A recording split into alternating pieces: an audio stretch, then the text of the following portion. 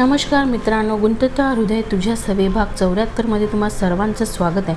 मागील भागामध्ये आपण बघितलं होतं की ऋषभने रियाच्या गॅलरीमध्ये वेगवेगळ्या प्रकारचे टेडी ठेवून त्यावर सॉरी लिहिलेलं होतं आणि निखिल तिला ऑफिसला सोडतो. आता पुढे ती डेस्ककडे येताच तिला एक सॉरीची चीट दिसते. ती तशीच चीट घेऊन ऋषभच्या कॅबिनकडे येते आणि सरळ दार लोटून आत येते. काय चालवलं तुम्ही हे सगळं? काल रस्त्यावर, आज माझ्या रूमच्या गॅलरीत आणि आत्ता हे? रिया थोडं रागातच म्हणते.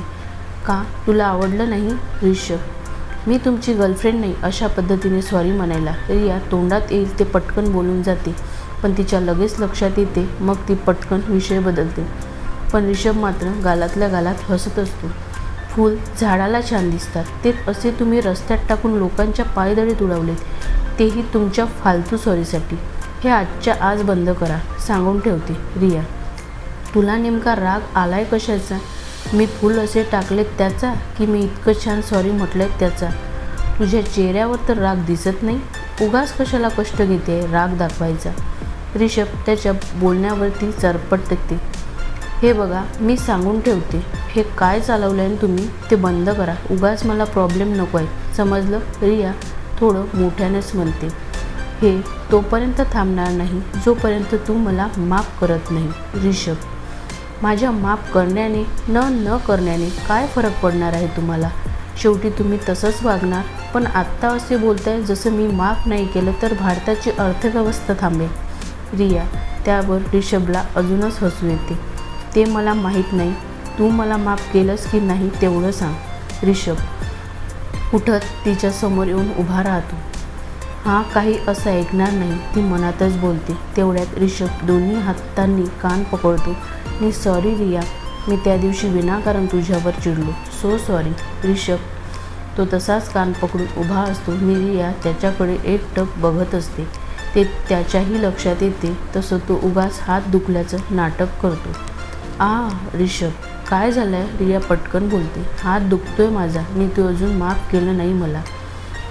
ऋषभ हात खाली करा. रिया नाही करत. ऋषभ किती जिद्दी आहे, पण मी तुझ्यापेक्षाही जास्त जिद्दी आहे, तो मनातच बोलतो. तसं ती त्याचा हात स्वतःच खाली करते. अजूनही जखम आहे हाताला, ती रागात म्हणते. तसं तो काही बोलणार तेवढ्यात ती पटकन बोलते. ठीक आहे केलं मी माफ. रिया वैतागत म्हणते आणि बाहेर पडते. तो हलकेच हसतो. इकडे निखिल स्टेशनला जात असताना सिग्नलवर थांबलेला असतो. तो इकडे तिकडे बघत असतो, पण एके ठिकाणी त्याची नजर थांबते. तिथे एक मुलगी अनाथ मुलांना खूप सारे टॉय, बलून्स आणि चॉकलेट्स देत असते. ती मुलं त्या मुलीसोबत छान खेळत असतात. निखिल तर एकटक तिलाच बघत असतो. कर्कश आवाजाने तो भानावर येतो. सिग्नल सुटून लोक जात असतात. नेहा मध्येच थांबल्यामुळे लोक गाड्यांचे हॉर्न वाजवत असतात. शिट, निखिलच्या लक्षात येते तसं तो पटकन गाडी काढतो आणि परत थोडं दूर जातपर्यंत तो त्या मुलीला गाडीच्या आरशात बघत असतो. इकडे ऑफिसमध्ये कामिनी येते आणि ऋषभला भेटायला जाते. ओ ऋषभ, मला माहीत नव्हतं तुझ्यासोबत हे सगळं झालं आहे. आंटीने आजच मॉमला सांगितलं आहे आणि मला कळलं तसं मी निघून आले. कामिनी ऋषभला हक करत बोलते. तसं नेमकं रियाचं लक्ष तिच्यावर जाते. ऋषभने रिया दिसावी म्हणून त्याच्या केबिनची विंडोचे कर्टन थोडं बाजूला केलेलं असतं. नेमकं त्याच वेळी ऋषभचं पण लक्ष रियाकडे जाते. तिच्या चेहऱ्यावर त्याला राग दिसत होता. तसंच तो लगेच कामिनीला बाजूला करतो आणि तिच्यासोबत कामाचं बोलत असतो, पण सारखं लक्ष रियाकडेच असते. परत कामिनी ऋषभला हक करून जायला निघते. तसं ऋषभ तिला थांबवतो आणि तिला कामाचं सांगून जायला सांगतो. तेवढ्यात अनु लास्ट मंथचे अकाउंट डिटेल्स द्यायला येते. अनुशी थोडं बोलून कामिनी निघून जाते. क्या बात आहे भाई, चेहरा खूप चमकत आहे तुझा, माफी भेटली वाटते. अनु ऋषभ हलकेच हसत फाईल बघत हुंकार भरतो. वा भाई, मग आता पटकन प्रपोज करून टाक. अनु तिच्या मनातलं पण कळायला हवं ना ऋषभ? मला तरी तिचा होकार असेल असंच वाटते.